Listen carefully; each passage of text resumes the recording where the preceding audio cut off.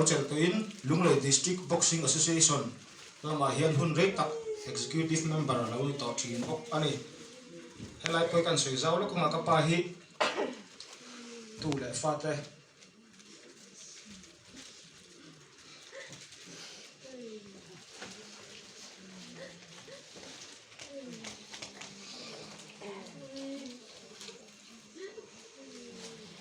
tu le fa te ma tak ani ya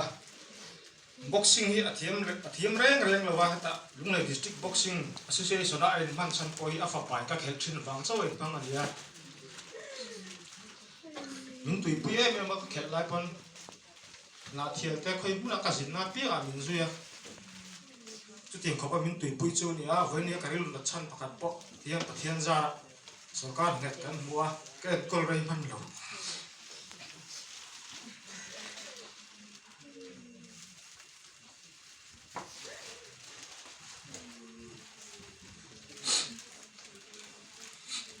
ta đã thấy có bắt số in lô phát shopping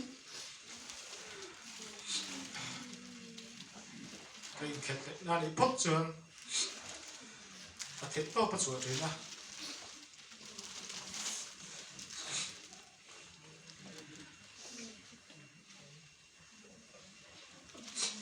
mà cái chồng này về đón chi à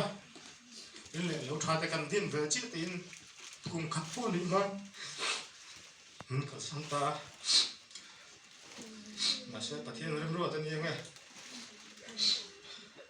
các bà hi lại anh chị đàn hi chỉ là anh sống bằng à dịch tôm ni trong anh suy sẽ là cái anh suy à dịch tôm ni là anh ni lại ni do cả khăn là khua xí cả cho anh là đâm chặt thôi anh lại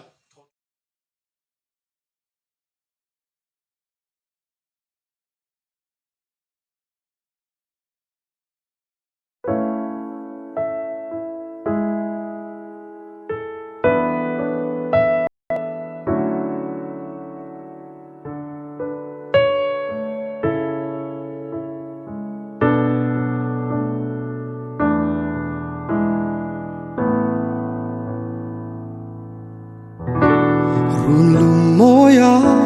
chuông kim lên line ông lại lung lia lô sang nghe vạn tuổi chim đầm na run po itan đầm na linh dấu lâu mô thái lệ say te hi sự cần hay nghe đùa tê trôi te hi cần khăm lo về ita lại tha bộ sen lo vin min liam san amo tin lại na yang dam ni re nay đón lâu ít lâu choàng cấp ba căn kim lo về nào bằng người á ilong trình say lên tên chu nu lối thi nô rình